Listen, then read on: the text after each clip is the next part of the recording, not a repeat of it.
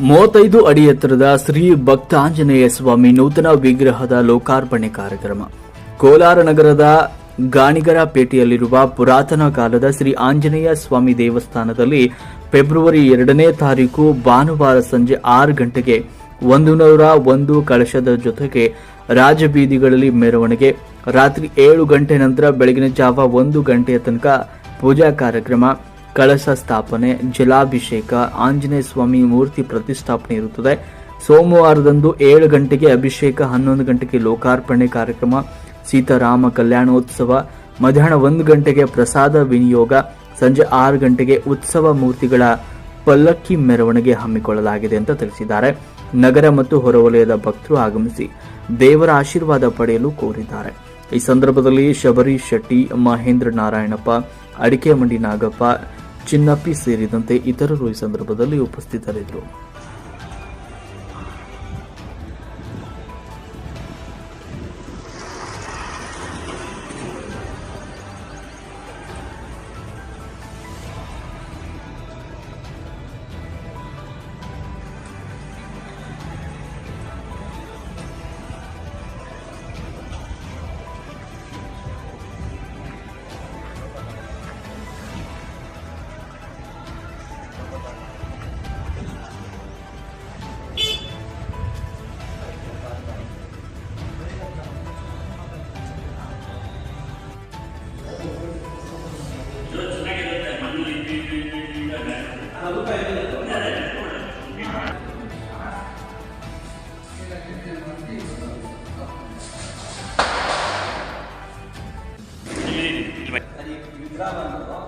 ನಮ್ಮ ದೇವಸ್ಥಾನದ ಎಡಭಾಗದಲ್ಲಿ ಹಳ್ಳಿ ಕಟ್ಟೆ ಸೊ ಆ ಮರ ಹಳೆ ಮರ ಆಯಿತು ಅಂತ ಕಡ್ದಾದ್ಮೇಲೆ ಬುಡದಲ್ಲಿ ಒಂದು 6 ಅಡಿ ಒಳಗಡೆ ಈ ವಿಗ್ರಹ ಸಿಕ್ಕಿದ್ರು. ಅಂದರೆ ಈ ವಿಗ್ರಹ ಯಾವ ಥರ ರೂಪ ಏನಿರಲಿಲ್ಲ, ಸಿಕ್ಕಿದ ವಿಗ್ರಹ ನಾವು ಅದಕ್ಕೆ ಒಂದು ರೂಪ ಕೊಟ್ಟು ಅದನ್ನು ಈಗ ದೇವಸ್ಥಾನದಲ್ಲಿ ಪ್ರತಿಷ್ಠಾಪನೆ ಮಾಡ್ತಿದ್ದಾರೆ.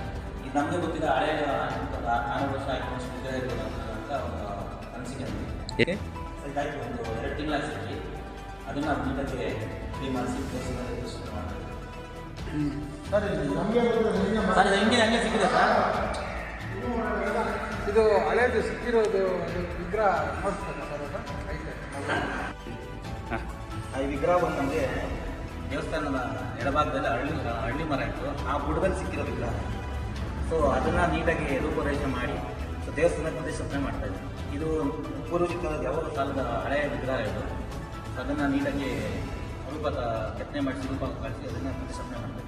ತುಂಬ ಹಳೆ ವಿಗ್ರಹ ಸಿಕ್ಕಿದೆ. ಸುಮಾರು ರಾಗಿ ಮರ ಬುಡದಲ್ಲಿ